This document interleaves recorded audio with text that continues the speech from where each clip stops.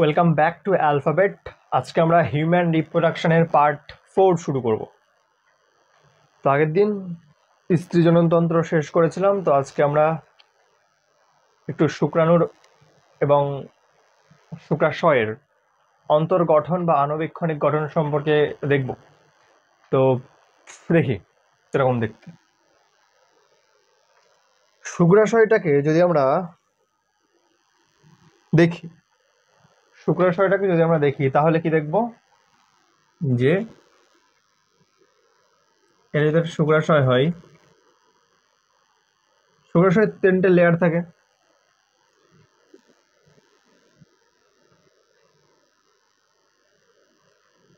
একদম বাইরের লেয়ার যেটা আছে সেই লেয়ারটাকে বলা হয় টিউনিকা ভ্যাজাইনালিস। Tunica vaginalis. মধ্যের স্তরটাকে বলা হয় টিউনিকা অ্যালবুজিনিয়া। একদম ভিতরের যে স্তর তাকে বলা হয় টিউনিকা ভাস্কুলোসা। তাহলে একদম বাইরের আবরণ হচ্ছে টিউনিকা ভ্যাজাইনালিস, মধ্যের আবরণ টিউনিকা অ্যালবুজিনিয়া এবং একদম মধ্যের আবরণ ভাস্কুলোসা, আর মিডলের আবরণ হচ্ছে অ্যালবুজিনিয়া। আশা করি ক্লিয়ার। এবার টিউনিকা অ্যালবুজিনিয়া, এটা হচ্ছে টিউনিকা অ্যালবুজিনিয়া। তো ব্যাপারটা হচ্ছে টিউনিকা অ্যালবুজিনিয়া একটু কায়দা মারে নিজেরে। কীরকম কায়দা মারে? তার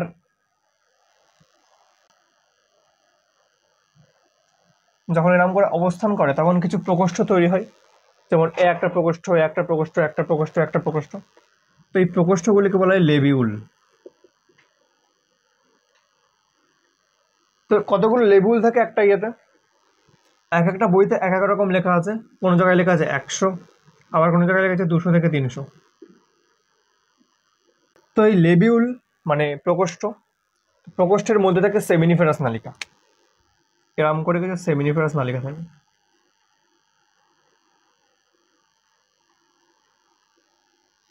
সেমিনিফেরাস নালিকা।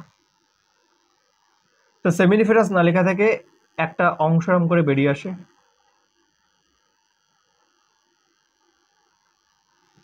তো বেরিয়ে সেরাও কিছু একটু জট পাকায়, জট পেকে তারপরে এখানে বেরিয়ে যায়। তো এই অংশটার নাম হচ্ছে সেমিনিফেরাস নালিকা।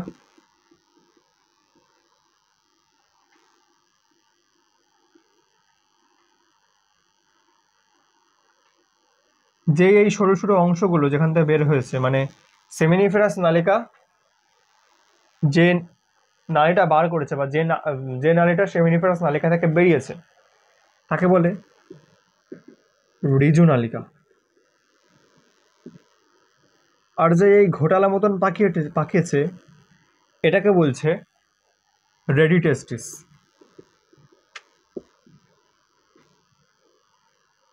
ক্লিয়ার? তাহলে এটা হচ্ছে সেমিনিফেরাস নালিকা, এটা হচ্ছে রিজু নালিকা,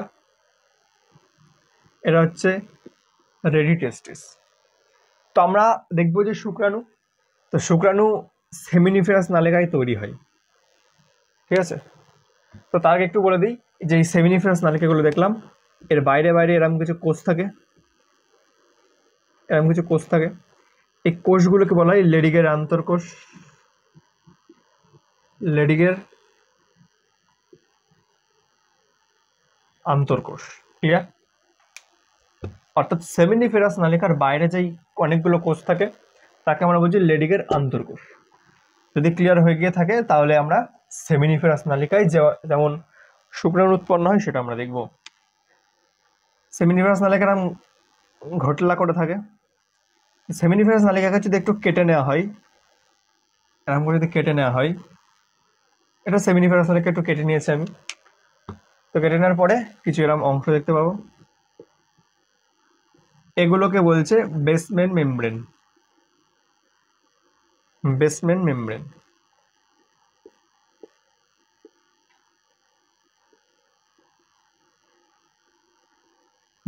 বেসমেন্ট মেমব্রেন।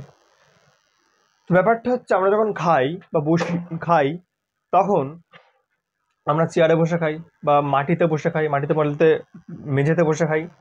তো তখন ঠিক তেমনই কোষ, এই কোষকে বসবার জন্য একটা জায়গা থাকে, মানে যার উপরে কোষগুলো বসে, সেটা হচ্ছে এই বেসমেন্ট মেমব্রেন। তো বেসমেন্ট মেমব্রেনের উপর দু রকমের কোষ দেখা যায়। বেসমেন্ট মেমব্রেনেও দু রকম কোষ দেখা যায়। একটা কোষ দেখতে এরকম হয়ে থাকে, আর একটা কোষগুলো দেখতে এরকম হয়ে থাকে। এইগুলো কোষ বলছে জার্ম কোষ। এই কোষগুলোকে বলছে সার্টোলি কোষ।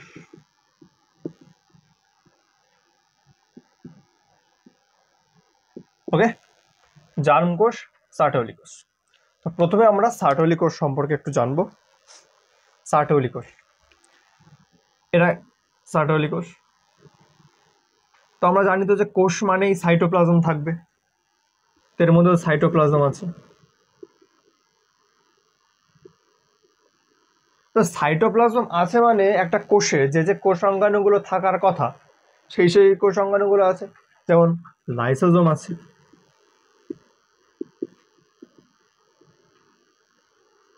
মাইটোকন্ড্রিয়া আছে,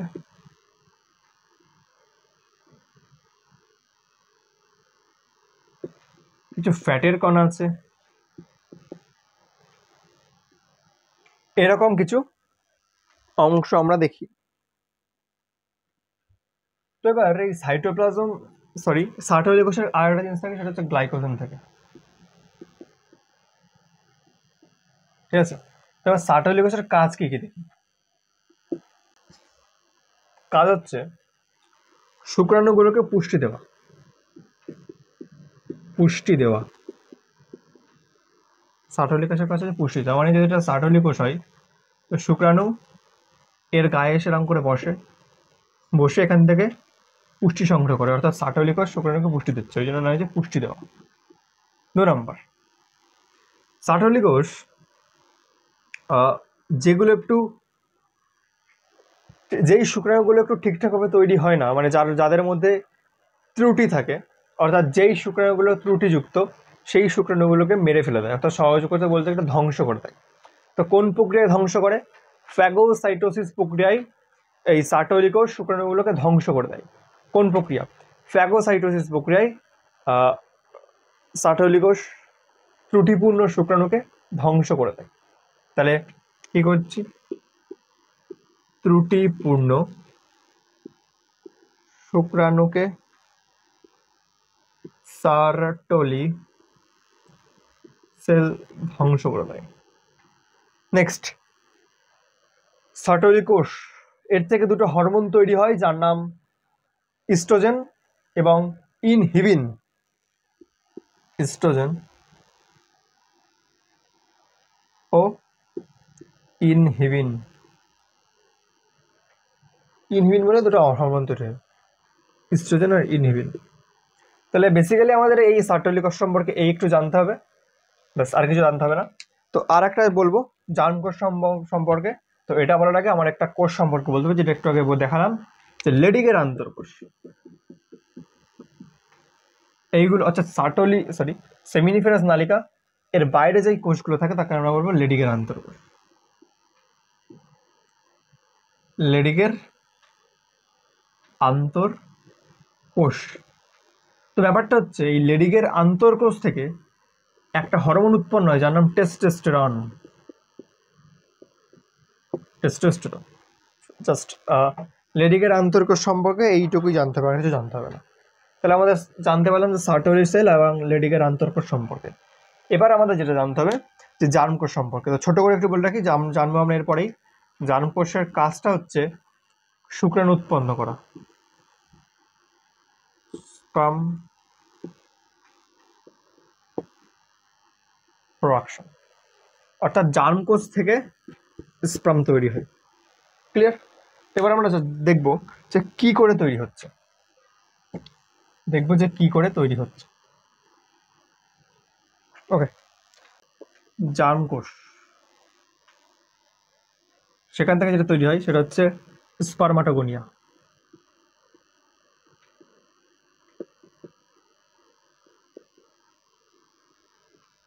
সেখান থেকে তৈরি হয় প্রাইমারি।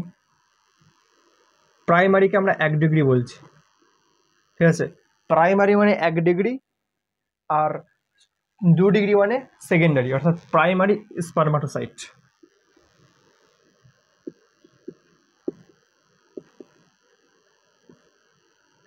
সেখান থেকে তৈরি হয় সেকেন্ডারি স্পারমাটোসাইট।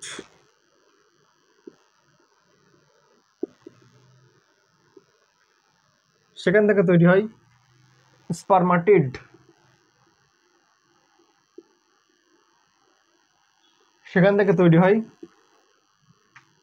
স্পারমাটোজোয়া।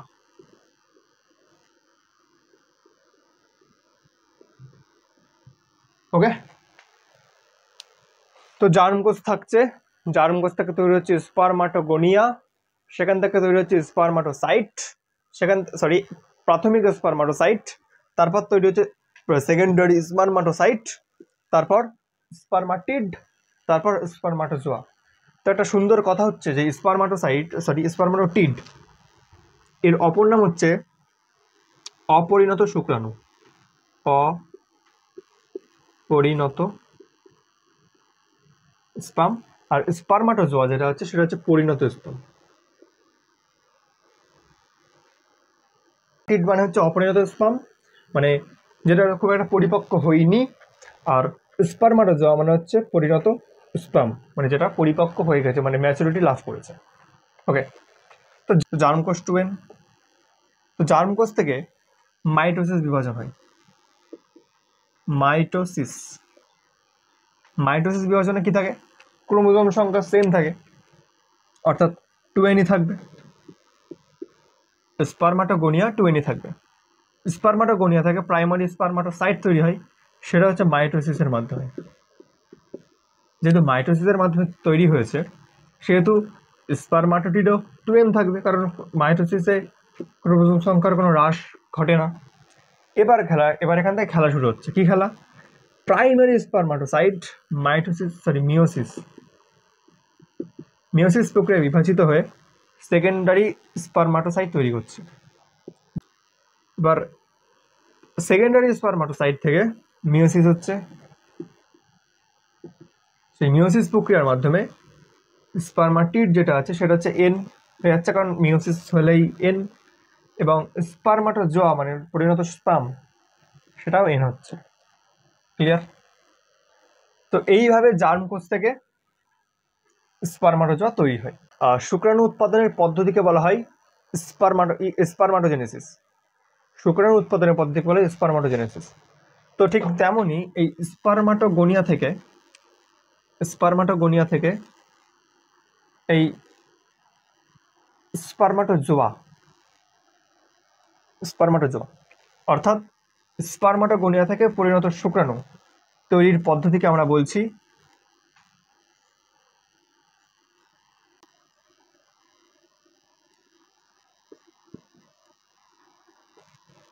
ওকে। এবং এই স্পারমাটিড যেটা আছে, সেই স্পারমাটিড থেকে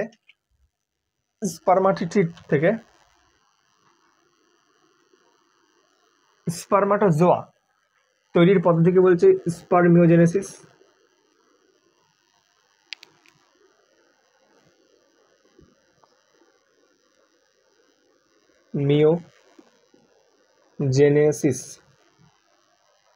আর জার্মকোষ থেকে, কালিটা চেঞ্জ করি,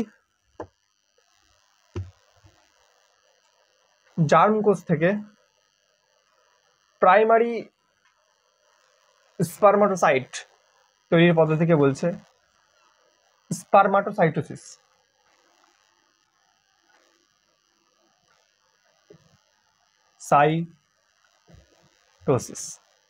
তাহলে জার্মকোষ থেকে প্রাইমারি স্পারমাটোসাইট তৈরির পদ্ধতিকে আমরা বলছি স্পারমাটোসাইটোসিস, এবং স্পারমাটোগোনিয়া থেকে স্পারমাটোজোয়া অর্থাৎ পরিণত স্পাম তৈরির পদ্ধতিকে আমরা বলছি স্পারমাটোজেনেসিস।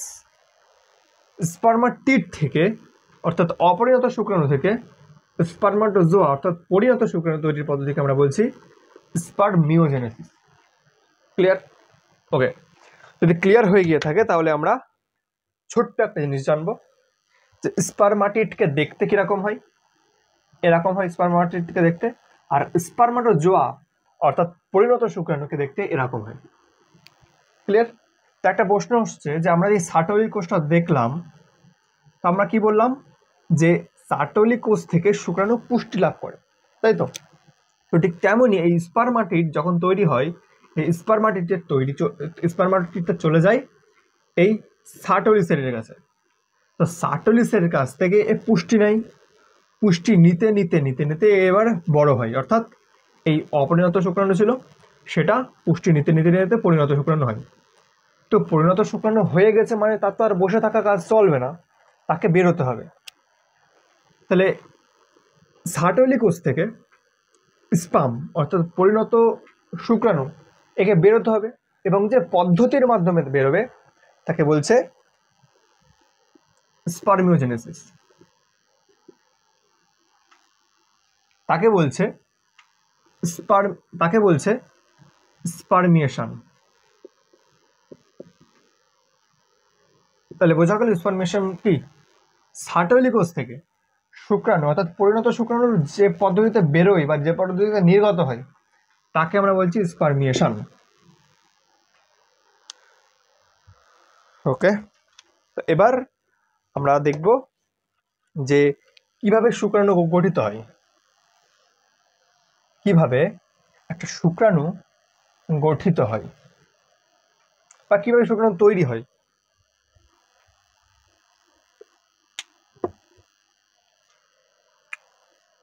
এটা হচ্ছে জার্মকোষ,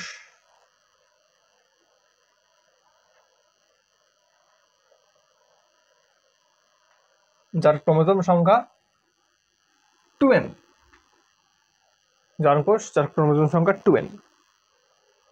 জার্মকোষটা মাইটোসিস হয়,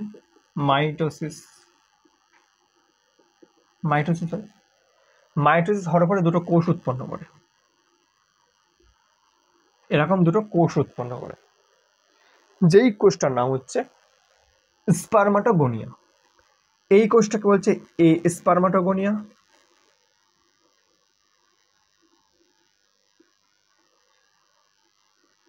এই কোষটাকে বলছে বি স্পারমাটোগোনিয়া।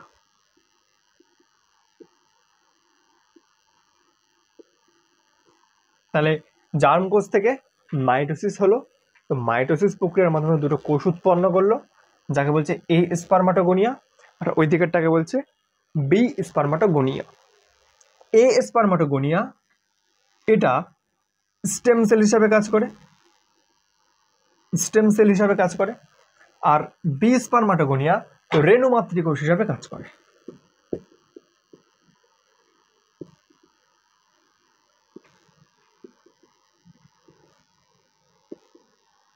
ওকে, অর্থাৎ রেণু মাতৃকোষ হিসেবে কাজ করে মানে, অর্থাৎ রেণু মাতৃকোষ হচ্ছে 2n সেল, এবং সেই রেণু মাতৃকোষটা বিভাজিত হয়ে রেণু তৈরি করবে। এখানে রেণু বলতে শুক্রাণুকে বোঝানো হয়েছে, এবং শুক্রাণু যার থেকে তৈরি হবে সেটা হচ্ছে রেণু মাতৃকোষ, অর্থাৎ বি স্পারমাটোগোনিয়া রেণু মাতৃকোষ হিসেবে কাজ করছে। আবার বি স্পারমাটোগোনিয়ায় মাইটোসিস হয়। তো মাইটোসিস একটু বড় আকার ধারণ করে কোষটা, তো যে কোষটাকে আমরা নাম দিই প্রাইমারি স্পারমাটোসাইট। এটাও 2n, তাহলে এই স্পারমাটোসাইট এটাও 2n হবে, অর্থাৎ বি স্পারমাটোগোনিয়াও 2n হবে, আর স্পারমাটোগোনিয়াও 2n হবে, এবং প্রাইমারি স্পারমাটোসাইটও 2n হবে। তো এবার এই প্রাইমারি স্পারমাটোসাইট যেটা আছে সেটা মিওসিস প্রক্রিয়ায় বিভাজিত হয়, অর্থাৎ মিওসিস 1 ঘটিয়ে কি করে, ঘটিয়ে দুটো কোষ উৎপন্ন করলো। তো যেই দুটো কোষ উৎপন্ন করলো, এই দুটো কোষের নাম হয়ে গেল সেকেন্ডারি স্পারমাটোসাইট। এর ক্রোমোজোম সংখ্যা n, কারণ মিওসিস হয়েছে, n হয়ে যাবে। মিওসিস 1 কে বলা হয় হ্রাস বিভাজন, আর মিওসিস 2 কে বলা হয় সমবিভাজন।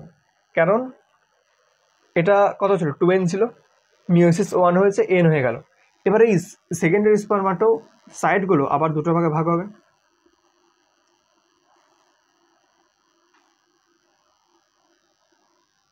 এটা হচ্ছে স্পারমাটিড। এদের ক্রোমোজোম সংখ্যা n থাকলো, কারণ এটা হচ্ছে মিওসিস 2। মিওসিস 1 এর ক্ষেত্রে 2n থেকে n হলো, আর মিওসিস 2 এর ক্ষেত্রে হলো স্পারমাটিড অর্থাৎ n। 2n থেকে n হলো মিওসিস 1 এর মাধ্যমে, আর n থেকে n অর্থাৎ ক্রোমোজোম সংখ্যা সেম থাকলো মিওসিস 2 এ। এবার কি হয় দেখো, এটা হচ্ছে তাহলে এটা আমরা পেলাম স্পারমাটিড। কি পেলাম? স্পারমাটিড। যার একটু আগে নাম বললাম অপরিণত শুক্রাণু।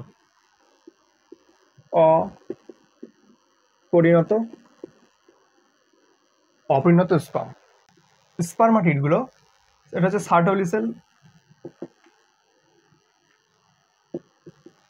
এই স্পারমাটিড গুলো সার্টোলি সেলের কাছে চলে যায় এরকম করে,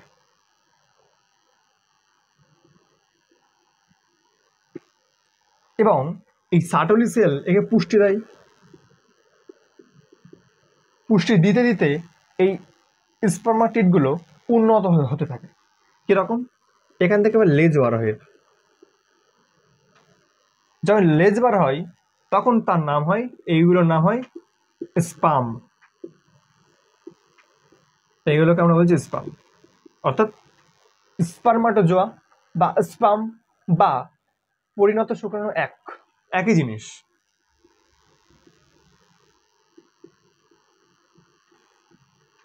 স্পারমাটোজোয়া যার ক্রোমোজোম সংখ্যা n। তাহলে কি হলো? জার্মকোষ ছিল, জার্মকোষ মাইটোসিস হলো। মাইটোসিসে দুটো কোষ উৎপন্ন করলো, একটা নাম এ স্পারমাটোগোনিয়া, একটা হচ্ছে বি স্পারমাটোগোনিয়া। এ স্পারমাটোগোনিয়াটা স্টেম সেল হিসাবে কাজ করলো, এবং বি স্পারমাটোগোনিয়া রেণু মাতৃকোষ হিসাবে কাজ করলো। এবং যেহেতু মাইটোসিস প্রক্রিয়া বিভাজিত হয়েছিল, তাই স্পারমাটোগোনিয়া যেগুলো তৈরি হয়েছিল তার ক্রোমোজোম সংখ্যা 2n থাকলো। এবার যেহেতু বি স্পারমাটোগোনিয়াটা রেণু মাতৃকোষ হিসেবে কাজ করছে, তাই বি স্পারমাটোগোনিয়া মাইটোসিস প্রক্রিয়ায় বিভাজিত হয়ে একটা প্রাইমারি স্পারমাটোসাইট তৈরি করলো। এবং এই প্রাইমারি স্পারমাটোসাইট মিওসিস প্রক্রিয়ায় অর্থাৎ মিওসিস 1 এর মাধ্যমে সেকেন্ডারি স্পারমাটোসাইট তৈরি করলো, যার ক্রোমোজোম সংখ্যা n, কারণ মিওসিস 1 হয়েছে, ওই জন্য হয়েছে n। তারপরে মিওসিস 2 হলো। মিওসিস 2 হওয়ার ফলে এখান থেকে দুটো সেল, আবার এখান থেকে দুটো সেল উৎপন্ন হলো, যার ক্রোমোজোম সংখ্যা n, কারণ মিওসিস 2 হলে মানে মিওসিস 2 হলে ক্রোমোজোম সংখ্যা সেম থাকে, অর্থাৎ এগুলো স্পারমাটোটিড। এই স্পারমাটিডগুলো অপরিণত স্পাম, সেই অপরিণত স্পামগুলো সার্টোলি সেলের কাছে পুষ্টি লাভ করতে থাকলো, এবং তারপরে সে উন্নত হতে লাগলো। এগুলো হচ্ছে উন্নতকরণ, মানে উন্নত স্পাম, অর্থাৎ যাকে আমরা বলছি স্পারমাটোজোয়া বা স্পাম বা পরিণত শুক্রাণু। আশা করি ক্লিয়ার করতে পেরেছেন। এবার আমরা দেখব যে কিভাবে এই যে শুক্রাণু এত কিছু তৈরি হচ্ছে, তো এটা কি কন্ট্রোল করছে, মানে হরমোন, আর হরমোন তো করছে, তো হরমোন কিভাবে কন্ট্রোল করছে এটা আমরা দেখব। তো আমরা জানি একটা হাইপোথ্যালামাস আমাদের মস্তিষ্কে থাকে, হাইপোথ্যালামাস। তো হাইপোথ্যালামাস থেকে একটা হরমোন ঘটিত হয় যার নাম হচ্ছে GnRH, গোনাডোট্রপিন রিলিজিং হরমোন। তো GnRH এসে পিটুইটারিকে উদ্দীপিত করে, মানে ধাক্কা মারে। যেই ধাক্কা মারে মানে উদ্দীপিত করে, সেই পিটুইটারি থেকে দুটো হরমোন বেরোয়, একটা নাম LH, একটা নাম FSH।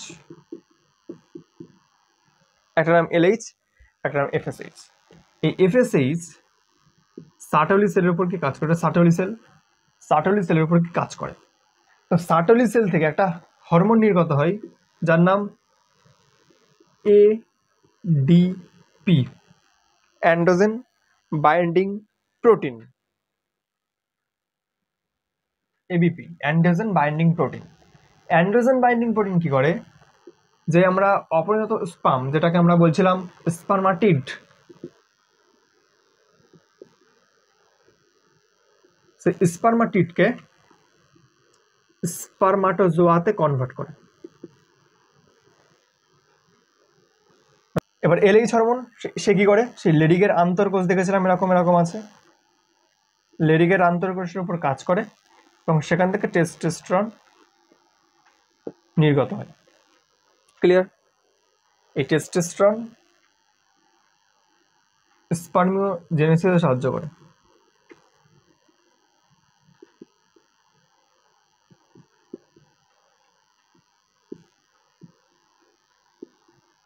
ক্লিয়ার?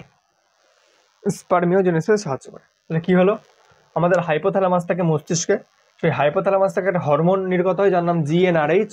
সেই জিএনআরএইচ এসে পিটুইটারিকে ধাক্কা মারে, মানে উদ্দীপিত করে, এবং পিটুইটারি থেকে দুটো হরমোন নির্গত হয় যার নাম এলএইচ এবং এফএসএইচ। এফএসএইচ সার্টোলি সেলের উপর গিয়ে কাজ করে, মানে সার্টোলি সেলকে উদ্দীপিত করে, এবং যেই উদ্দীপিত করে সার্টোলি সেল থেকে একটা হরমোন নির্গত হয় যার নাম এবিপি, অ্যান্ড্রোজেন বাইন্ডিং প্রোটিন। এবং এই এবিপি স্পারমাটিড অর্থাৎ অপরিণত শুক্রাণুকে স্পারমাটোজো অর্থাৎ পরিণত শুক্রাণুকে পরিণত করে। তা কি করছে, এই এবিপি স্পারমাটিড থেকে স্পারমাটোজোয়াতে কনভার্ট করছে। আর পিটুইটারি থেকে আরেকটা হরমোন নির্গত হয় যার নাম এলএইচ। এলএইচ কি করে, লেডিকের আন্তঃস্থলের উপর কাজ করে, এবং কাজ করার ফলে সেখান থেকে টেস্টোস্টেরন হরমোন নির্গত হয়, ফলে এই স্পার্মিওজেনেসিস ঘটে। এছাড়াও অনেক কাজে, যেমন জার্ম কোষ দেখেছিলাম আমরা, জার্ম কোষ, এই জার্ম কোষ যেন ভালোভাবে বৃদ্ধি পায় তার জন্য কাজ করে, এবং জার্ম কোষ যেন ভালোভাবে বিভাজিত হয়ে যাবে এর জন্য এই টেস্টোস্টেরন কাজ করে। ওকে ওকে তো এখন আমরা দেখব যে স্পারমাটিড থেকে কিভাবে শুক্রাণু গঠিত হচ্ছে বা শুক্রাণুকে দেখতে ঠিক কেমন। এটা হচ্ছে স্পারমাটিড, এটা হচ্ছে স্পারমাটিড।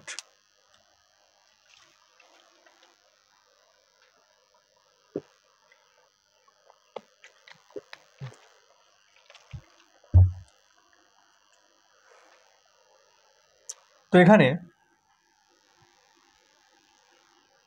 গলগি বডি থাকে, এখানে থাকে নিউক্লিয়াস,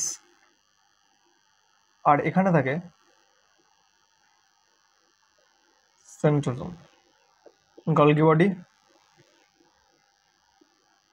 নিউক্লিয়াস, সেন্ট্রোজোম। তো ব্যাপারটা হচ্ছে সেন্ট্রোজোম, ব্যাপারটা হচ্ছে এটাকে টোটাল সেন্ট্রোজোম বলছে, টোটাল এটাকে সেন্ট্রোজোম বলছে, আর এই এক একটা অংশকে বলছে সেন্ট্রিওল। সেন্ট্রিওল, একটা সেন্ট্রিওল এগুলো সেন্ট্রিওল, অর্থাৎ দুটো সেন্ট্রিওল নিয়ে একটা সেন্ট্রোজোম গঠিত হয়, এবং এই এদের মধ্যে অ্যাঙ্গেল থাকে 90 ডিগ্রি। দেখো এই যে এখানে যে এরকম এরকম তো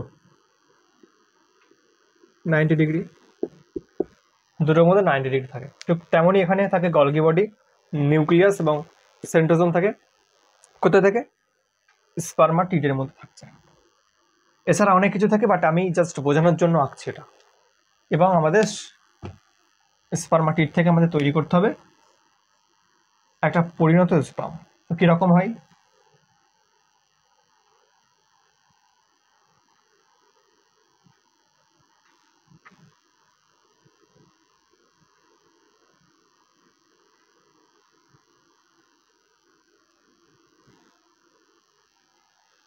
যদি এটাকে একটা হাইপোথেটিক্যাল স্পার্ম মনে করা হয়, এখানে আমরা গলগি বডি দেখলাম, এই গলগি বডিটা যখন পরিণত স্পার্ম হয়, এই গলগি বডিটা টুক করে কনভার্ট হয়ে যায়, কনভার্ট একটা গঠন তৈরি করে যার নাম হচ্ছে অ্যাক্রোজোম। আর নিউক্লিয়াসটা একটু চ্যাপ্টা আকৃতি ধারণ করে, এরম হয়ে যায় নিউক্লিয়াসটা, অর্থাৎ এই নিউক্লিয়াসটাই পরিণত এরম হয়। আর সেন্ট্রোজোম এখানে থাকছে, তো এখানে এটা তো ঘাড়, এটা হচ্ছে গ্রীবা, সেন্ট্রোজোম এখানে একটা থাকে, এখানে একটা থাকে, আর এখানে, আর এই স্পার্মাটিডের মধ্যে মাইটোকন্ড্রিয়া থাকে, মাইটোকন্ড্রিয়া, ঠিক আছে, মাইটোকন্ড্রিয়া থাকে, মাইটোকন্ড্রিয়াও থাকছে। তো ব্যাপারটা হচ্ছে এই মাইটোকন্ড্রিয়াটা এই বডিতে, এটা মোট বডির মধ্যে এরকম করে প্যাঁচানো আকৃতি থাকে, প্যাঁচানো প্যাঁচানো মাইটোকন্ড্রিয়া। আর এই দুটো সেন্ট্রোজোম কনভার্ট হয়ে এখানে চলে আসে, এটার নাম সেন্ট্রোজোমই থাকে, বাট আলাদা একটু নাম হয়, আমি পরে দেখাচ্ছি কিরকম নাম হয় সেন্ট্রোজোম। তাহলে কি হলো, স্পার্মাটিড আর এটা হচ্ছে স্পার্ম, অর্থাৎ পরিণত শুক্রাণু। কি হচ্ছে, স্পার্মাটিডের মধ্যে কে কে থাকছে, Golgi body, nucleus, centrosome, mitochondria. এই গলগি বডিটা শুক্রাণুর ক্ষেত্রে পরিণত হয়ে কি তৈরি করছে, অ্যাক্রোজোম, অর্থাৎ গলগি বডি থেকে অ্যাক্রোজোম তৈরি হচ্ছে।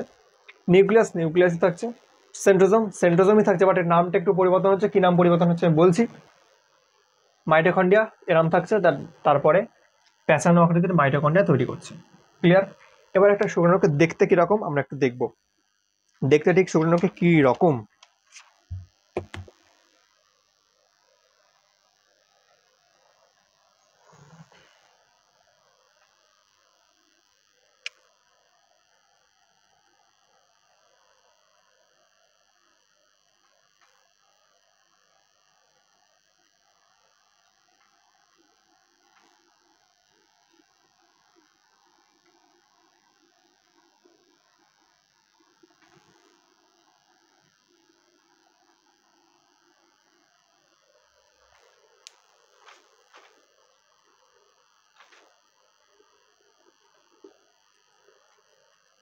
এখানে একটু আগে দেখালাম অ্যাক্রোজোম থাকছে,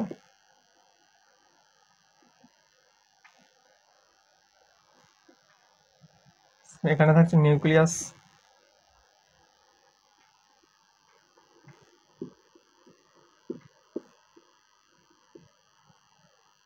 এটা হচ্ছে সবুজটা হচ্ছে প্লাজমা মেমব্রেন,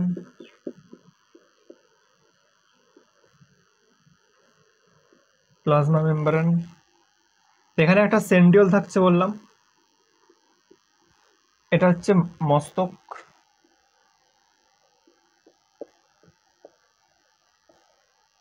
এটা হচ্ছে গ্রীবা, এটা হচ্ছে দেহ, বাট দেহটা বড় হয়, বাট আমি ছোট করে আঁকলাম। এটা হচ্ছে লেজ।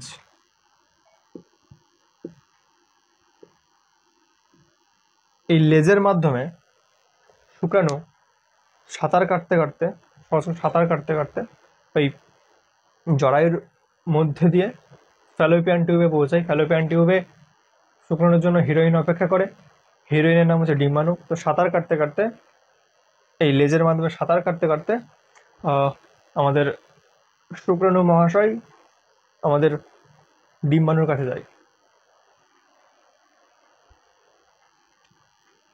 তো গ্রীবা অঞ্চলে থাকছে কি, সেন্ট্রোজোম। তো এই গ্রীবার উপরের দিকে যেটা থাকে, এটা তো ঘাড়, মানে গ্রীবা, গ্রীবার উপরের দিকে যেটা থাকছে সেটা হচ্ছে প্রক্সিমাল সেন্ট্রিওল।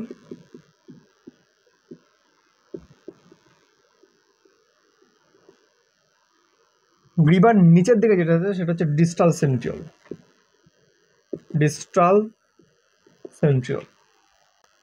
এবং এরকম কিছু কিছু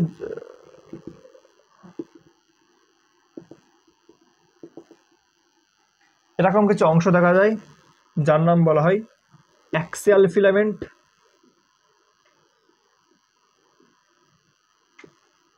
অ্যাক্সিয়াল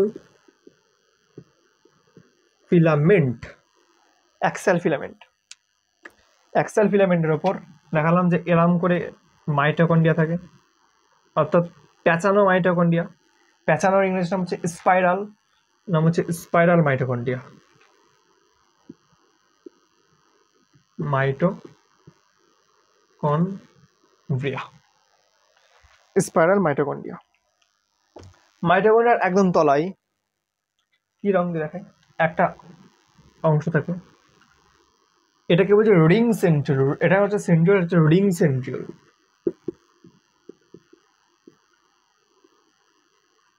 রিং সেন্ট্রিওল। সেটা হচ্ছে মোটামুটি আমাদের শুক্রাণুর গঠন। তো আর একবার বলে দিই কিরকম দেখতে হয়। এটা মস্তক, মস্তক কি কি থাকছে মস্তকে? অ্যাক্রোজোম। আর একটা জিনিস বলে দিই, এই মস্তক অংশে যে অ্যাক্রোজোমটা থাকছে, এখানে দুটো আমরা উৎসেচক দেখতে পাই, ঠিক আছে? দুটো উৎসেচক দেখতে পাই। একটা হচ্ছে হায়ালুরোনিডেস, যেটা নিষেকের সময় প্রয়োজন হয় ওই ডিম্বাণুর চারপাশে একটা লেয়ার থাকে, লেয়ারটাকে ধ্বংস করতে বা লেয়ারটাকে গলিয়ে যে শুক্রাণু মস্তকটার ডিম্বাণুর মধ্যে ঢুকবে, তার জন্য হায়ালুরোনিডেস কাজ করে। একটা হচ্ছে হায়ালুরোনিডেস, একটা হচ্ছে অ্যাক্রোসিন নামক একটা উৎসেচক, যেটা প্রোটিওলাইটিক হয়ে থাকে। প্রোটিওলাইটিক উৎসেচক অ্যাক্রোসিন। দুটো উৎসেচক থাকে, একটা হচ্ছে হায়ালুরোনিডেস, একটা হচ্ছে অ্যাক্রোসিন, যেটা প্রোটিওলাইটিক উৎসেচক। ক্লিয়ার? ওকে। এটা হচ্ছে অ্যাক্রোসোম থাকছে, তারপরে প্লাজমা মেমব্রেন, এটা হচ্ছে নিউক্লিয়াস থাকছে। তাহলে মস্তকের মধ্যে কি কি থাকছে? অ্যাক্রোসোম আর নিউক্লিয়াস থাকছে। এবার আসবো ঘাড় বা গ্রীবা যেটা বলা। গ্রীবার উপরের দিকে যে সেন্ট্রিওল থাকে তাকে বলছে প্রক্সিমাল সেন্ট্রিওল। প্রক্সিমাল নিচের দিকে, অর্থাৎ গ্রীবার নিচের দিকে যে সেন্ট্রিওল থাকে তাকে বলছে ডিস্টাল সেন্ট্রিওল। এবং দেহের মধ্যে থাকছে অ্যাক্সাল ফিলামেন্ট, অর্থাৎ এরকম দাগ দাগ দাগ দাগ যেগুলো দিয়েছে এগুলো হচ্ছে ফিলামেন্ট, নাম হচ্ছে অ্যাক্সিয়াল ফিলামেন্ট। লাল কালারের যেই প্যাঁচানো আকারের অংশটা এঁকেছি সেটা হচ্ছে স্পাইরাল মাইটোকন্ড্রিয়া, মানে প্যাঁচানোকে বলে স্পাইরাল, নাম হচ্ছে স্পাইরাল মাইটোকন্ড্রিয়া। একদম শেষের দিকে, অর্থাৎ দেহের শেষের দিকে একটা অংশ দেখা যায় এরকম, সেটা হচ্ছে রিং সেন্ট্রিওল। Ring centriole. তারপর লেজ থেকে, লেজের কাজ তো বললাম যে লেজের সঞ্চালনের মাধ্যমে শুক্রাণু তার হিরোইনের কাছে পৌঁছে, মানে ডিম্বাণুর কাছে পৌঁছে। তো আজকের মতো এই পর্যন্তই। ধন্যবাদ।